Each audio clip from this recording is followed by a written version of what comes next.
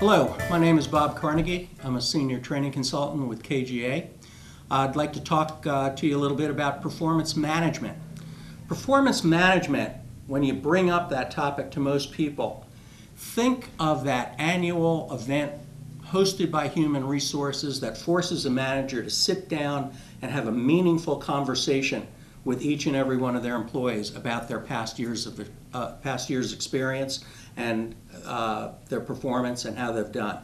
I'm not downplaying performance appraisal. I think it's a very important process, but performance management is not performance appraisal. So I just want to start off this presentation by making some distinction.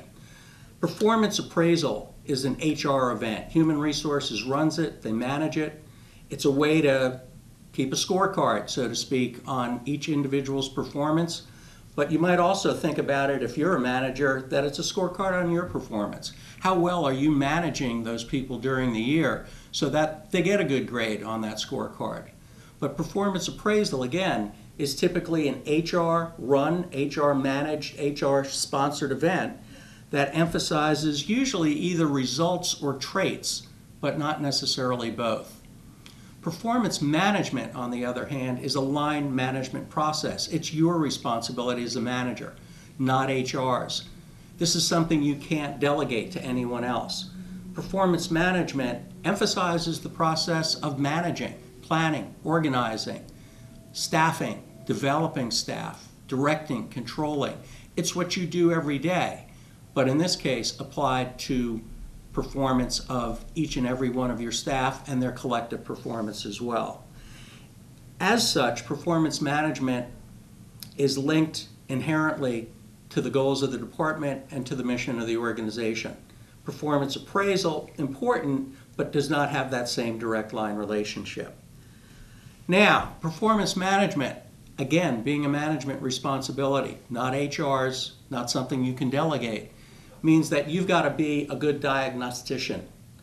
That means that periodically you observe performance in your employees. You've got to determine, are they meeting your expectations? Are they exceeding your expectations? Or are they starting to fall below your expectations? When they start to fall below your expectations, you cannot allow that to continue. There's an old adage in employee relations, many of you know, called silence is consent. If you don't tell me I'm not doing well, I got to assume I am. Performance management requires your intervention, if you will, on those occasions where someone falls below the level of performance that you expect, that you require, that you need to have. Diagnosing performance problems is an important aspect of performance management because, like a good physician, you need to diagnose the cause properly so you could administer the correct remedy or cure. And it requires that you observe the behavior or the performance. You've got to determine as you go through that diagnostic process, is this performance problem related to a lack of skill? Is it related to a lack of knowledge? Or possibly is it due to a behavior or an attitude getting in the way of good performance?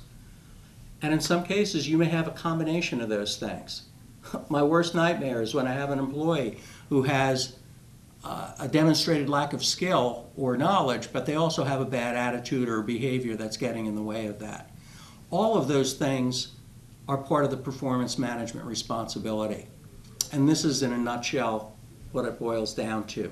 When you diagnose performance problems, it usually comes down to, does it require coaching or does it require counseling? And let me distinguish those two. Coaching is a managerial skill that's developmental in nature. When you determine that someone has a lack of skill or lack of knowledge, you have to take on the role of coach. You need to deal with the things associated with the job. That's what coaching is about, more than the individual's personal style or personality. So coaching, again, seeks to help the employee develop the skills or knowledge required to meet your expectations. And again, your role is teacher, trainer, coach. If an attitude or behavior is getting in the way of good performance, the role here is counselor. That's not therapist. That's not meaning you're their priest, their minister, their rabbi, their therapist, their advisor in that sense, but you are their counselor. Being their counselor, you need to see what you can do to change that attitude or behavior by providing some enlightenment, by helping that person see that there is an attitude or behavior getting in the way of good performance. This is a little more volatile area because you're examining feelings, values, self-concept. It's a touchy-feely area that some managers are not particularly comfortable with, but nonetheless, when you find that there is an attitude or behavior getting in the way of good performance, the role of the counselor is appropriate.